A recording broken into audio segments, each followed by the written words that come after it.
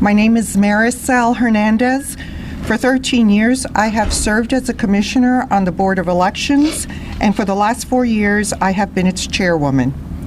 Also, I want to recognize fellow Commissioner Jonathan Swain and our longtime Executive Director, Lance Goff. Since 2017, the Chicago Election Board and election authorities like ours across the country have been building and strengthening ties with an information network on election security. This includes ongoing work with state and federal agencies and organizations. These are agencies like ours devoted to sharing information, fortifying our defenses, and making certain that we are all able to have open elections where we can minimize and mitigate risks. These are the ways we strive to instill confidence in our elections, which represent the bedrock of our government and the strength we project around the world. In an effort to shore up security, the Chicago Election Board and the Cook County Clerk's Office jointly hired a cybersecurity advisor. We also regularly meet and consult with cybersecurity experts across agencies that include the Homeland Security, the FBI, and the Illinois State Police. We digest intelligence reports that come daily through cybersecurity information sharing programs like the Multi-State Information Sharing and Analysis Center, the Elections Infrastructure Information Sharing and Analysis Center, the Center for Internet Security, the Statewide Terrorism and Intelligence Center, the Illinois Department of Innovation and Technology, and others when needed. We have also taken various steps in-house, such as converting our website to a .gov domain, using paper backups for our electronic poll books, using field investigators in the wards to respond to any issues, participating in exercises with other election jurisdictions and our security partners, hardening all of our online defenses with more robust reviews and measures such as penetration testing, building staff awareness to minimize threats like phishing attacks, deploying two-factor authentications, and using software that scans for malware. Most recently, we began the process of replacing all of our voting with technology that continues to provide a paper trail for every ballot, with the new enhancement of a scanned image from the moment when the voter casts the ballot. This is perhaps the one aspect of our operations that the voters are most likely to come into contact with. The new equipment will be in use at all of our early voting sites, all of our precinct polling places on Election Day, and here at our office to process our vote-by-mail ballots. But what's most important about the funding that Congressman Quigley and others secured through the federal appropriation is what we in Illinois have done with it. In 2018, in Illinois, we created a revolutionary Cyber Navigator program. Unlike many other states that received the first round of cybersecurity funding, Illinois didn't issue blanket grants to local election authorities to upgrade their systems. Instead, Illinois leveraged this funding with participation in a Cyber Navigator program where the State Board of Elections has staff in every zone of the state performing cyber checkups, if you will, with all of the local election authorities. This is the program that the hacktivists at DEF CON hold up as a model for other states to follow. With that, I'd like to thank the governor and the congressman again for their ongoing support of our efforts to safeguard elections here and across the country, and I will now turn it over to Governor Pritzker. Thank you, Chairwoman.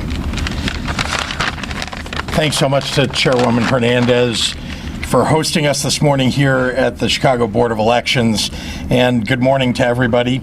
I am proud to stand here with Congressman Mike Quigley, who happens to be my congressperson.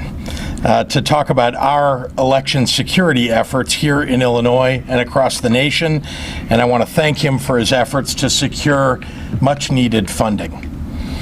Increasing our state's election security has been a focus of mine since day one in office.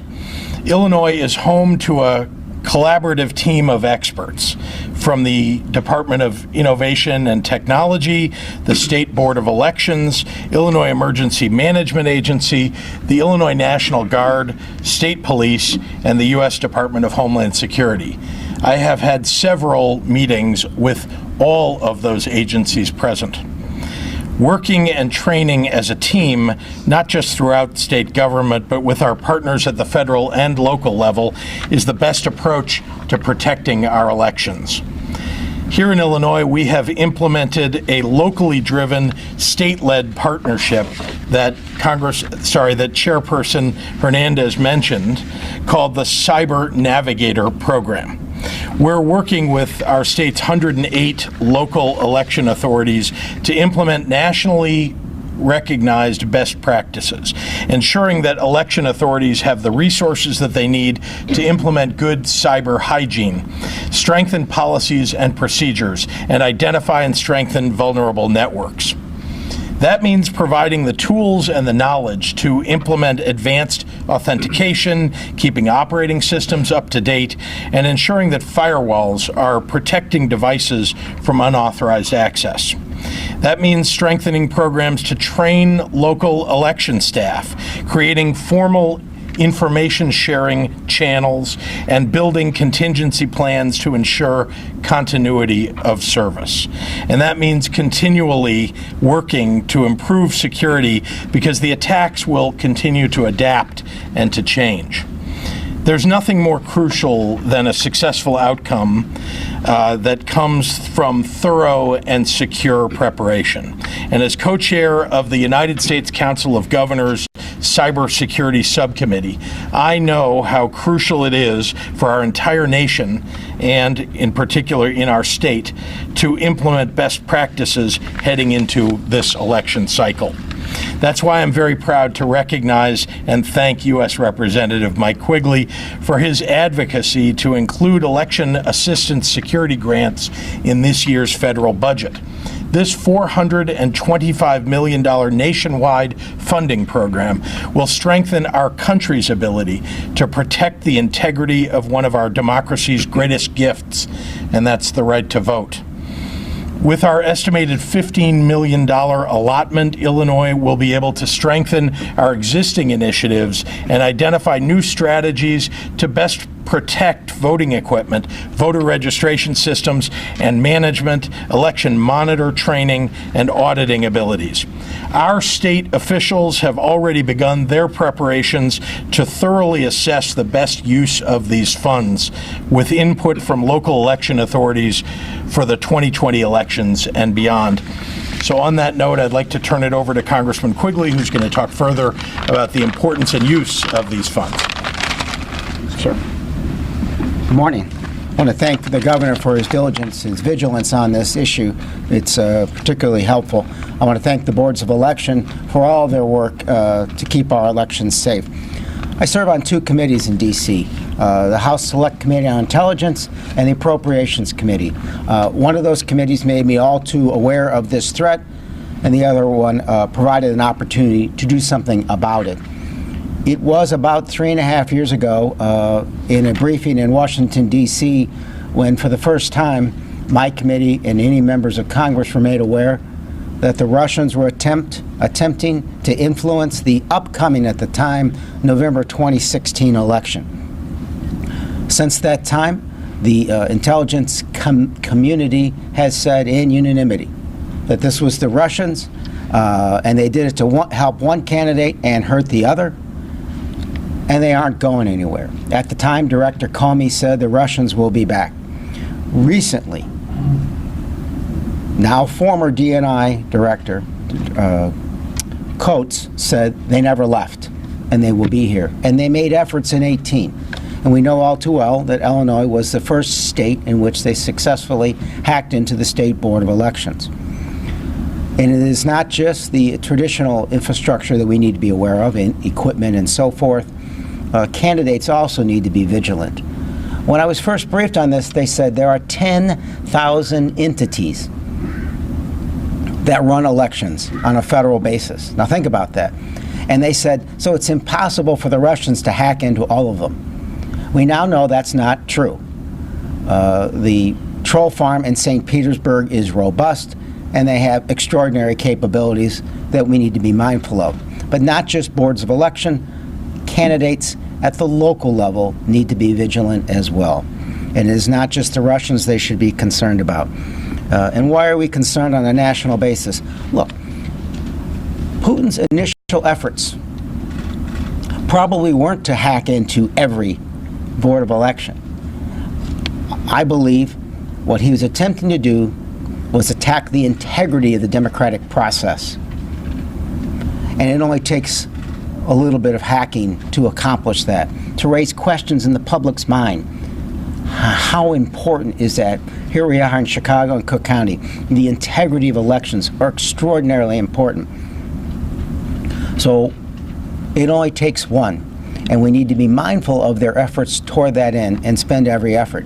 The last time our elections were challenged in this way, their integrity was challenged to this degree, if you'll forgive me for bringing back hanging chads, the Bush-Gore election. And why is that so important?